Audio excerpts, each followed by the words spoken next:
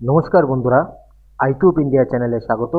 West Bengal state university BA programme 5th semester history DSC 1 পেপারে suggestion দিচ্ছি। Paper code HISGDSE 02T।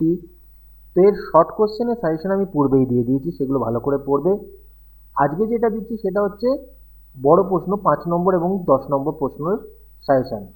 তো প্রথম প্রশ্ন 5 নম্বর থেকে, ষোড়শ শতকের ইউরোপীয় নব্য বণিকদের তুমি কিভাবে চরিত্রায়িত করবে? ব্রিটেনের কৃষি বিপ্লবের প্রধান কারণগুলি কী ছিল? অর্থনীতিতে উড্ডয়ন পর্যায় কাকে বলে? বিসমার্কের রাষ্ট্রীয় সমাজতন্ত্রবাদের মূল্যায়ন করো। জার্মানিতে শিল্পায়নে বিসমার্কের কী ভূমিকা ছিল? বিসমার্ক গুরুত্বপূর্ণ রয়েছে।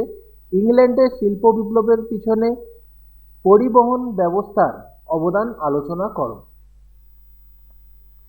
পরের প্রশ্ন, ইউরোপের রাজনীতি ও অর্থনীতিতে শিল্প বিপ্লব কিভাবে প্রভাবিত করেছিল? ব্রিটেনে শ্রমিক আন্দোলনের সূত্রপাত আলোচনা করো।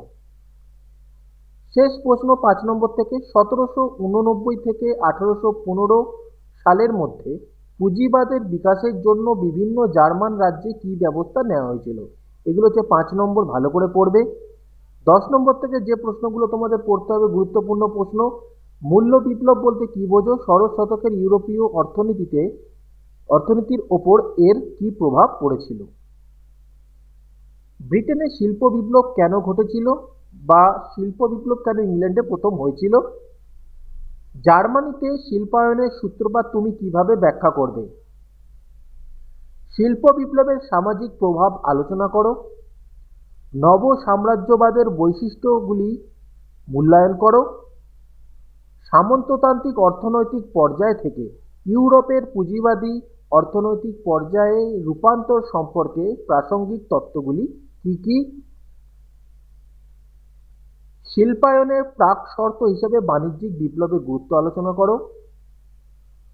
প্রথম শিল্প বিপ্লবের প্রাক্কালে অর্থনৈতিক প্রতিষ্ঠান এবং প্রযুক্তিগত পরিবর্তন সম্পর্কে মন্তব্য করো।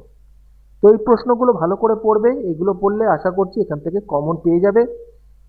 একটু ডিফিকাল্ট রয়েছে পেপারটা, মুখস্থ করতে একটু অসুবিধা হয়তো হবে, কিন্তু এই কোশ্চেনগুলো বাদ দেওয়া যাবে না, একটা কোশ্চেনও বাদ দেওয়া যাবে না। এগুলো ভালো করে পড়বে। শর্ট কোশ্চেন সাজেশন তো পূর্বেই আমি দিয়ে দিয়েছি, সেগুলো ভালো করে পড়ে নাও। আশা তো করছি এখান থেকে কমন পাবে। ভিডিওটা যদি ভালো লেগে থাকে অবশ্যই লাইক কমেন্ট শেয়ার করে দিও।